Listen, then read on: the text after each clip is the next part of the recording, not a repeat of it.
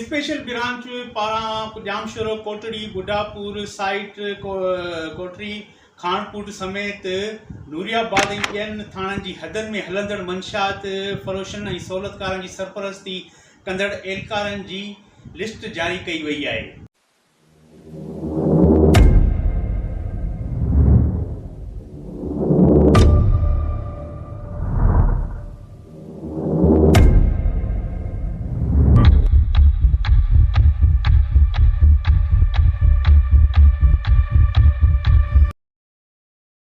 दोस्तों, ॿी तरफ़ थाणे बुलाखान पुलिस तोंग वारे इलाके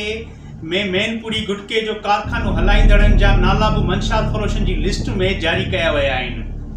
पर उन खिलाफ़ का बि कार्रवाई न कई वई आहे। ज़रियनि वटां उहा ख़बर पई आहे त थाणे बुलाखान नूरियाबाद जेके मंशात फरोशन जे कारखाननि मां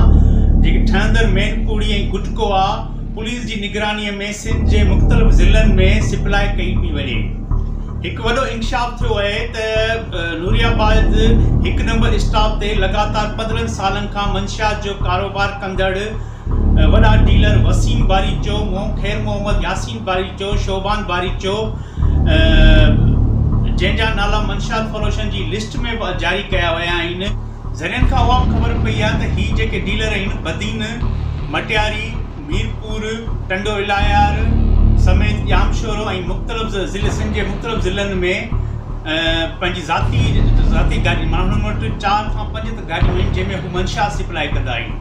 जॾहिं त हद जी पुलिस ऐं ॿियनि ज़िलनि जी पुलिस जेकी आहे उहा हुननि खां बट भणियल आहे।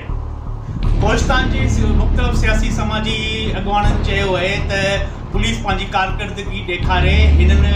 मंशात फरोशन जी केबिन तां हिननि कारखाननि खे बंदि कयो वञे ऐं मंशात जे मुख्य डीलर वसीम बारीचो, खैर मोहम्मद यासीन बारीचो, शोबान बारीचो खे गिरफ़्तार करे सदन ख़िलाफ़ केस दाख़िल कयो वञे।